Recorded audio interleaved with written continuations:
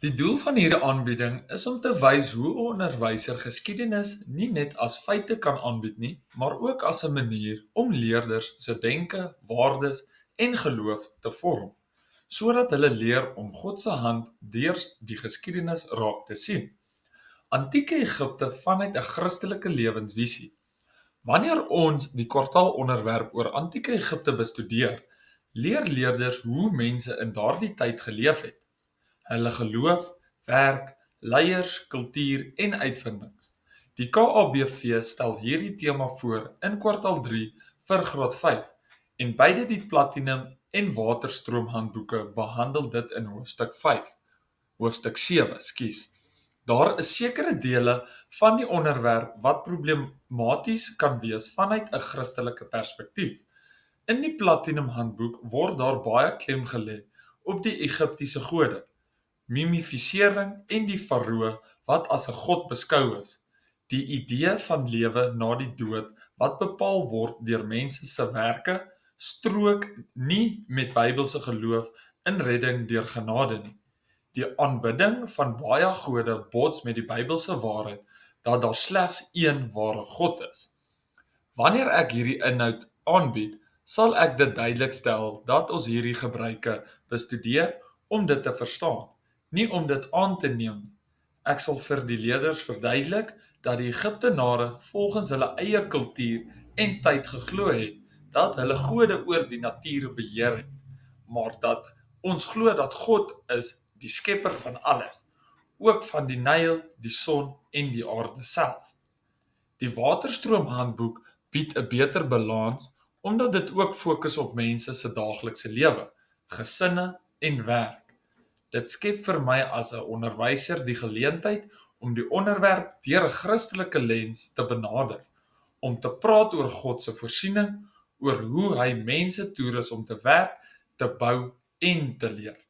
Ek sal hierdie onderwerp aanbied binne die raamwerk van die Bybelse narratief: skepping, sondeval, verlossing en herskepping.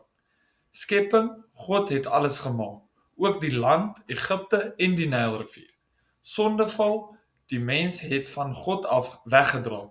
In Egipte het dit geblyk in die aanbidding van baie gode en die misbruik van mag deur die farao's.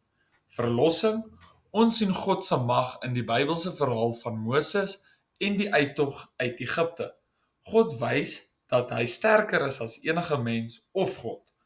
Herskepping, Christus bring nuwe lewe en vryheid. Ons kan nou leef met respek en geregtigheid teenoor ander mense. Ek kan ook praktiese maniere gebruik om hierdie waardes in die klas te beklemtoon.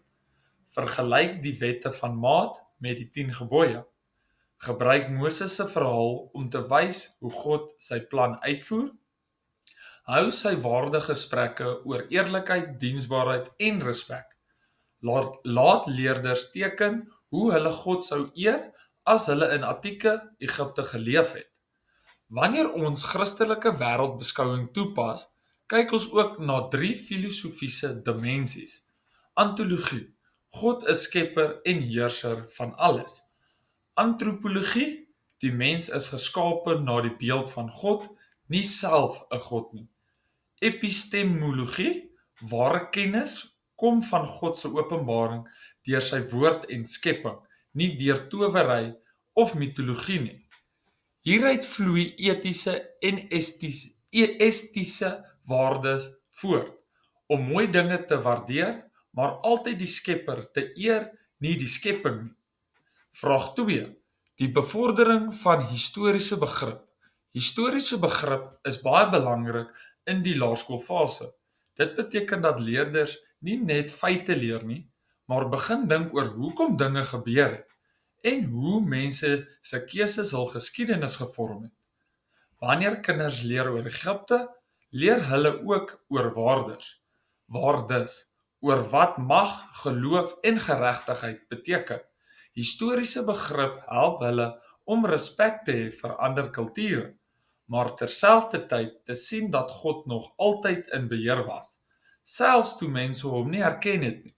Dit bevorder ook empatie, kritiese denke en verantwoordelike oordeel.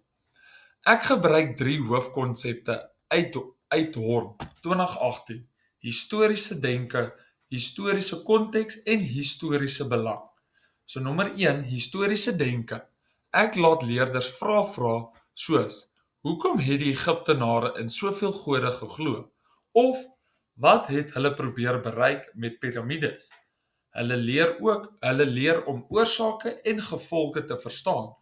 Ons doen dit deur navorsingsaktiwiteite, groepsbespreking of kort leesstukke. Nommer 2, historiese konteks. Ek help leerders om Egipte binne hul eie tydsraamwerk te verstaan. Ons bou 'n tydlyn van belangrike Egiptiese gebeurtenisse en vergelyk dit met Bybelse gebeure, soos Josef se tyd in Egipte of die uittog van Moses. Dit wys dat geskiedenis verbind is met God se groter plan. Nommer 3, historiese belang. Hier fokus ons op waarom Egipte belangrik is. Ek bespreek met die klas hoe Egiptiese uitvindings, soos skrif, besproeiing en wiskunde, vandag nog ons wêreld beïnvloed. Ons praat oor wat ons daaruit kan leer: harde werk, orde en dat kennis altyd met wysheid gepaard moet gaan. Om historiese begrip te beoordeel, gebruik ek beide formatiewe en summatiewe assessering. Afsluiting: Om die tema antieke Egipte aan te bied deur 'n Christelike lewensvisie gee vir ons as onderwyser 'n wonderlike geleentheid om leerders te help om geloof, geskiedenis en waardes saam te verstaan. Wanneer ons historiese begrip ontwikkel, help ons kinders om respek te hê vir ander, maar ook om te weet wie hulle in Christus is. My doel as onderwyser is om leerders te wys dat elke tydperk in ander leerders groter stories en dat hulle self ook 'n rol speel in daardie storie deur gehoorsaam, eerlik en diensbaar te wees. Baie dankie.